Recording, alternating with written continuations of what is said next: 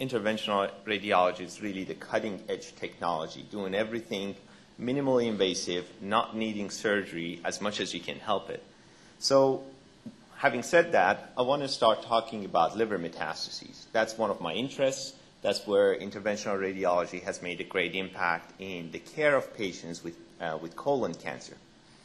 Unfortunately, half of the patients with colon cancer will develop liver metastases at some point. The liver sits in the upper right side of the abdomen, an area where we call right upper quadrant. Now, it surprises me that I see patients in clinic and they have never seen their CT scan or an MRI. They might have had many, many CT scans. And I sit down with them and I say, have you seen your CT scan? Do you understand the images? And the answer often is no. So I thought I'd take this opportunity and kind of show you how to look at your images and how to get involved in terms of directing or helping guide your therapy. I'm showing you a normal CT of the liver. This is a cross-section of this patient liver that sits in the right upper quadrant, and we're looking at a cross-sectional image. By contrast, you don't have to be a radiologist to look at this liver and notice all these dark spots all throughout both lobes of the liver. This is a patient who has metastatic colorectal cancer. We use both PET scan, PET CT scan, and CT scan, and at times MRI, to help us find these lesions in the liver. And once we find them, we need to treat them. And as Dr. Skipper said, and I firmly believe, and I like to make sure that you all understand, that the best treatment for localized tumor to the liver is surgical resection. The best 5-year survivals have been reported with resection of the tumor within the liver. A lot of times patients do not qualify for surgical resection. Only 20% of the patients will be candidates for surgical resection. Some of us are older when we get cancer, and those patients may have many other medical problems, may have heart problems, lung problems, or simply to be too old to undergo a major surgical resection for the liver surgery. Patients might have had previous liver surgery, and they may not qualify for an additional surgical intervention. Finally, patients may have extrahepatic metastases. That is, tumor has gone outside of the liver, outside of the colon, and to, let's say, to the lung or to the bone.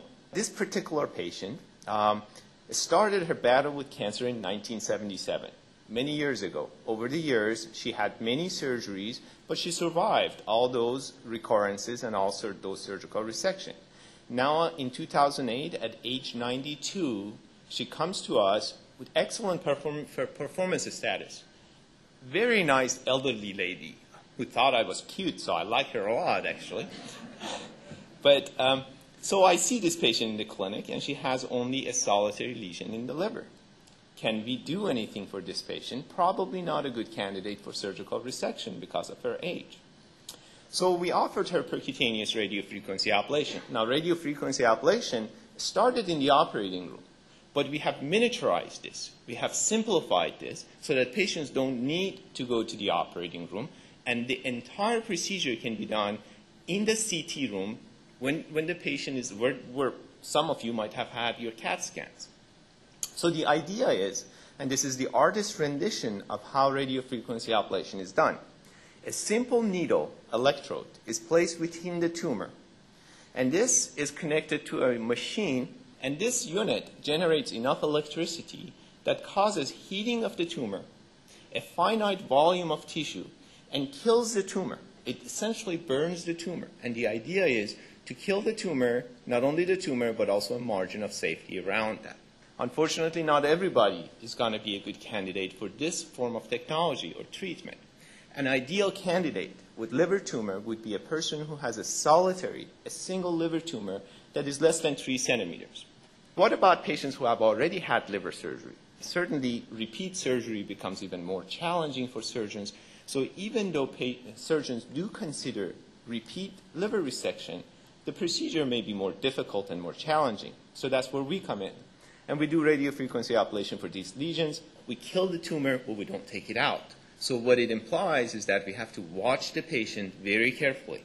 So over the course of the year, we watch the patient, we bring him back. We get CT scan every 1 month to 3 months to 6 months over the course of the 2 years that we follow them. And then from there on, maybe once a year, we get a CT scan to show that this area that was not enhancing continues to shrink and does not enlarge. And that's the idea how percutaneous radiofrequency ablation is done. I think it's important to understand that most organs in the body have one set of blood supply that bring the blood into the organ, arteries. Let's consider your kidney, for example.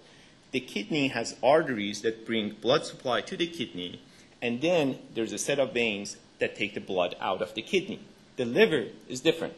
The liver actually has two sets of blood supply that bring blood to the liver, and one set that take the blood out. So we're fortunate. That's how we can do a lot of vascular or intra-arterial or venous-directed therapy to the liver because we have two blood supplies to the liver. So what we do, we actually get inside the liver, and from inside the liver, we block some of these blood vessels. And what that does, it shifts all the nutrients to the other side of the liver, where the liver continues to grow and enlarge. This has been a major breakthrough for surgeons to be able to operate on a lot more patients than we previously could. Another scenario, too many metastases in both lobes of the liver. We take advantage of this dual blood supply to the liver. So this is the artist rendition of a tumor in the liver, showing you that the red, the artery, brings the blood supply to the liver, but also provides most of the blood supply to the tumor, whereas the portal vein brings the blood supply to the liver and hardly ever produces or supplies any blood supply to the tumor. So we can actually take advantage of getting inside this artery and either blocking it, giving chemotherapy directly into the tumor, or perhaps giving internal radiation to the tumor. One of the major problems with oncology is that we can treat cancer, and then we can do another CT scan, and we see the tumor is slightly smaller, but we don't know whether the treatment has been effective or not. That also holds true for chemotherapy. And that's where the PET scan or PET CT scan has played a very important role to tell us whether this tumor that still exists in the liver, is it functional or is it not? And I think that's one of the major advances in terms of radiology. So again, going back, I think treatment of colorectal liver metastases, remember that best chance of cure is by surgical resection. And we have seen advancement in the field of liver resection, liver surgery, intraoperative radiofrequency ablation, preoperative portal vein embolization, and all of those are viable choices to get the patient who may not be a good surgical candidate to become a good surgical candidate. When all else fails and the patient may not be a good surgical candidate, then there are minimally invasive therapy options. We talked about radiofrequency ablation, which I call thermal ablation therapy. Other forms of energy are also available. People are working, investigators are working on more effective treatment options, thermal treatment devices, such as microwave. Other forms of energy, such as cryoablation, are available. Laser ablation, which we have started doing at MD Anderson, provides the advantage of actually performing the procedure in an MRI suite, which in itself is a huge technical advancement, being able to do all of these procedures inside an MRI suite. So that is something that will be coming along in the future. And then we talked about transarterial therapy. On that note, thank you for your attention.